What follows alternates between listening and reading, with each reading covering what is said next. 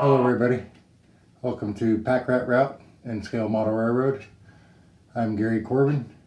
Today is 18th of November 2019, Monday. Last couple weeks I've been laying quite a bit of track. Got it all laid down now, so I'll give you guys a quick tour. I've test ran the main line anyway. The yard is still pinned down, but crashed the Atlas RS1, so that was the good runner. I've got two little junk lifelike engines that I won't even bother you with showing you how those run on this track. So, but the track, it runs good on the track, just the engines don't run good. They hesitate and everything. I've tried cleaning them and the whole 9 yards, you know how all that goes. But I ran 6.5 feet of car around all the main line. Everything ran really good, so actually I had to go through a few cars. I've got 160 cars and none of them are teched or tuned or anything. So, and when the RS1 crashed, also I think six other cars went down with it, and it was just a big mess. It's something that I don't want to see again. So before I run any more locomotives that I'm going to have on my layout, I'm going to put up my fascia boards and give it some buffer, some lay down if another derail does happen. That derail did happen, was my fault. I on my bridge, my drop down bridge over there, I had bumped it and didn't realize it, and the train hit it when the tracks were offset like that, so it rammed it and then just crashed right down, drug a bunch of the cars. I'll show you later kind of where that accident happened at.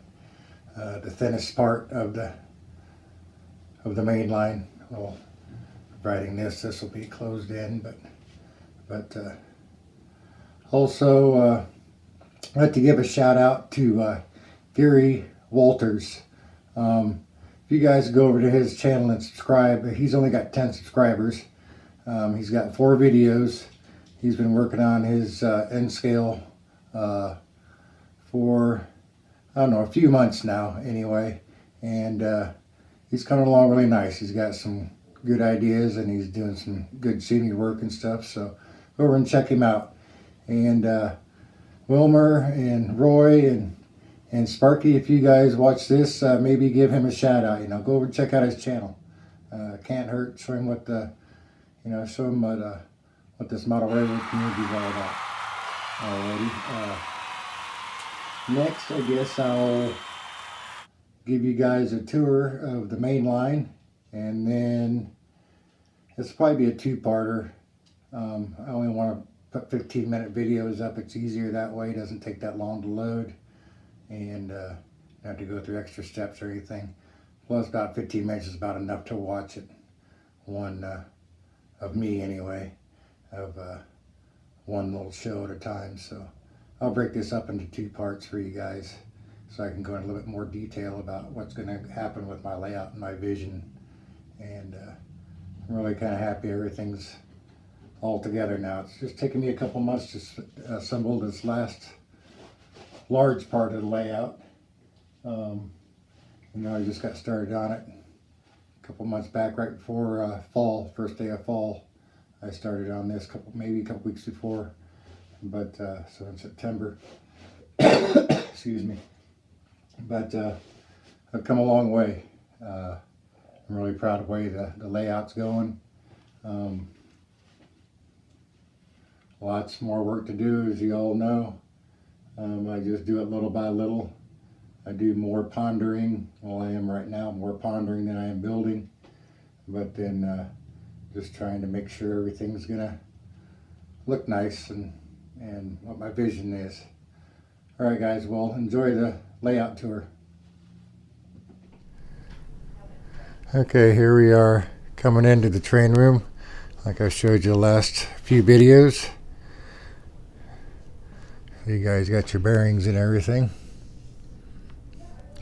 And here's the main line extension. This is the crash joint right here. It was sitting up on this side and crashed over. That's about a 56-inch fall to the floor there. Yeah, the lights still come on that engine, but there's no response. Actually, even the wheels are stuck. So, but anyway, this is the drop down bridge area, wrapping around. And I'll go ahead and show you this part here too. This is the back side, and then I'll step under and give you guys another overall view. This top switch here was an add-on. It was just it goes around over to there, to that little switch junction there. And up here, there's a big, which I called a televeer. And you got your tracks that come down this way. One's the main line, one on the left, and the one in the middle on the right is going down to the yard.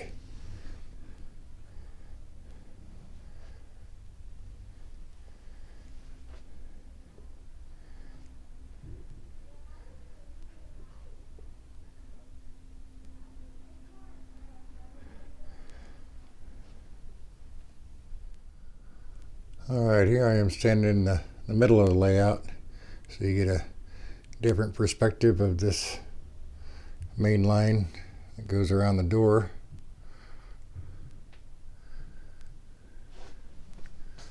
And from here, this section here, the back side, I'm just going to leave that open so there's access.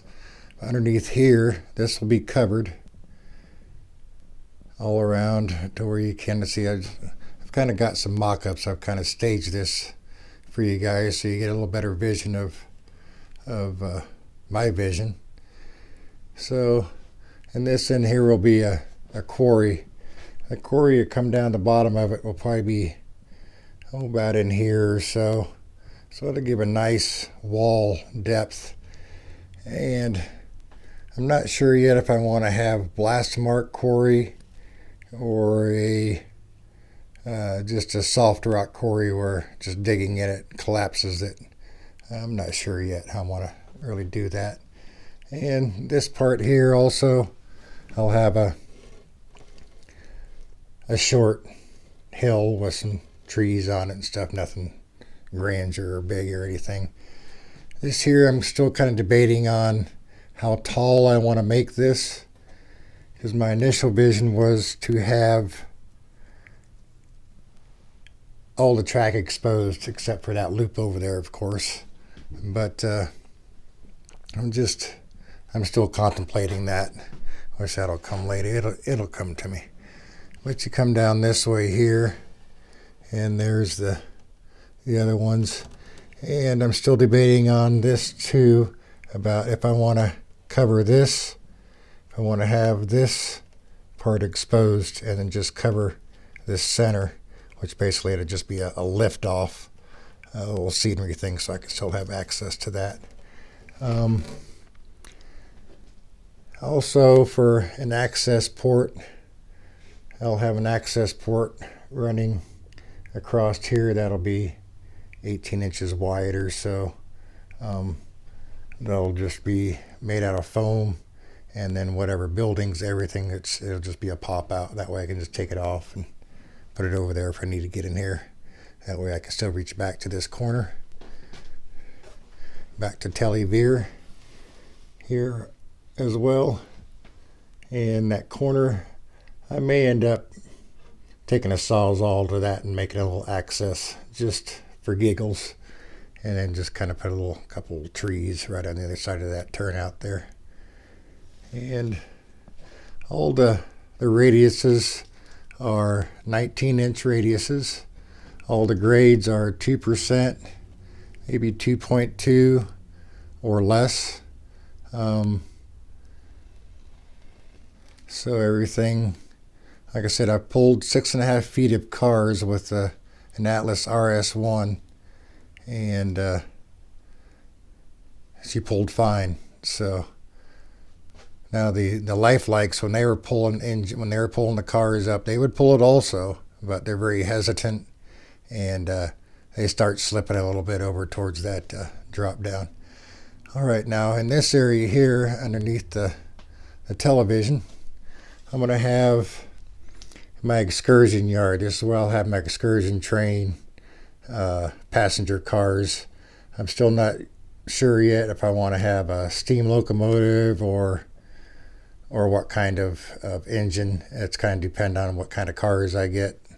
So that's something for the future. But anyway, and I'll have an old engine house here, and behind there I'll have an old like maintenance way building or something. I've got an idea for that already. And then here, this will be a station. And basically what this is going to be a museum, where this area here is the parking lot area. And I'll have some fences, fence it off a little bit. So there's like a little ticket booth or whatever, entrance fee. And just make it like a museum. That's my my way of getting around, of having, so I can have an excursion train and a little area, another little yard area, something to switch around and things. So, all right. And then on this back side here, I'll just stay inside so you guys can kind of get a full vision of everything. This is the double mainline track. Actually, one of them's a siding. It's not double main, it's just a siding. It's 9.5 feet long, I think is what it is. And I think it's about 5 feet in this area from here over to the gravel switch, and then about 3 feet from the switch down in between those two. So there's plenty of room to get cars in and out of here.